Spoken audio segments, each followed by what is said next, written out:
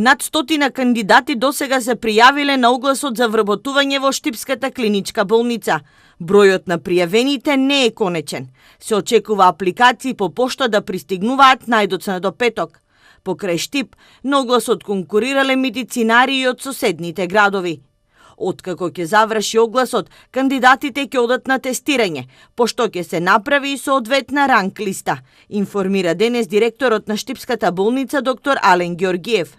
На 23 август, Штипската клиничка болница распише оглас за нови 51 вработување. Огласот ќе трае 5 работни дена.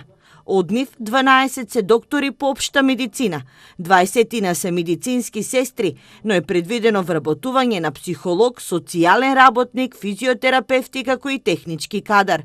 Првично болницата од ресорното министерство побара да им се одобри 100 нови вработувања.